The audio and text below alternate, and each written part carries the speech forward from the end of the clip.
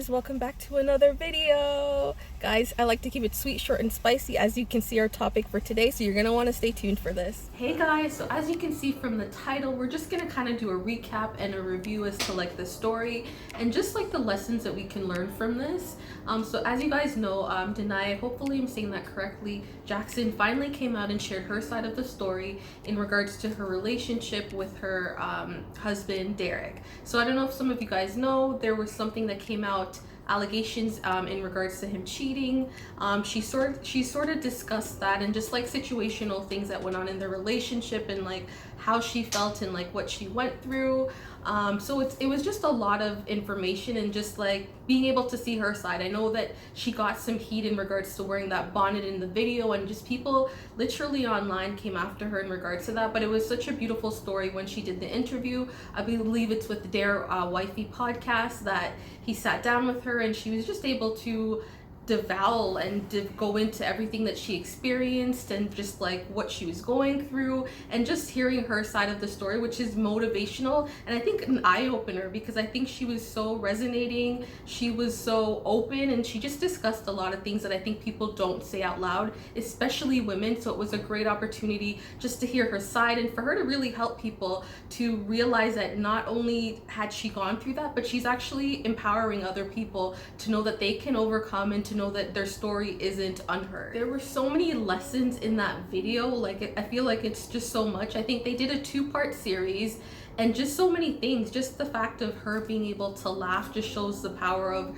her healing and just as to where she is. I love the fact that in that video she didn't actually bash him or anything. She just was really sharing her side of the story, and you could see that she's just on that process of like healing and just really trying to be the best version of herself that she could be in regards to just like, you know, being her best self, right? So there was a lot of lessons learned in regards to who you are, like being secure in yourself, making sure that that is a priority, making sure that, you know, your mental health is like something that you actually take care of, and the fact of like her spiritual journey in regards to her faith, where she was and where she's going with that. So there were so many lessons learned in that interview, which I thought it was just a really great thing, and I think you all need to go and just take a look at it, take a listen to it. I just love the humor aspect of it too. It's like, you know, the healing portion of it just shows that she's overcome, and the fact that she can actually laugh about some of the stuff right now as to what went on and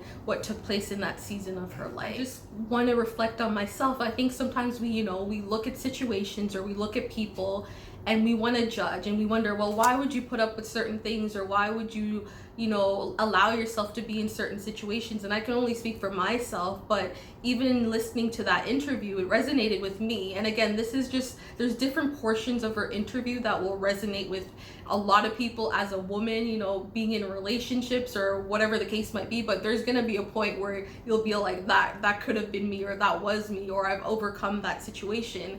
And just sometimes being in certain things that might not be the best for you, but you don't know better and you're hoping for the best, right? And I can speak for myself in regards to relationships that I've been in the past, where I held on to things that maybe weren't the best things for me, because at the same time I think that had to do with a lot of my personal insecurities and not maybe feeling that I deserved better, or I should have better, if that's the case, and you look back and you can see right now in the future, the present tense of, what you were doing. But back then, in that regards, it's just like, I'm sure people around me might have been able to see things, but for myself, I don't know, you have the blinders off. You want the best, you want to see the best in somebody, and you really just try to focus on that, and sometimes that clouds our judgment, right? And again, that's just me speaking specifically about my own situation and my own circumstances. But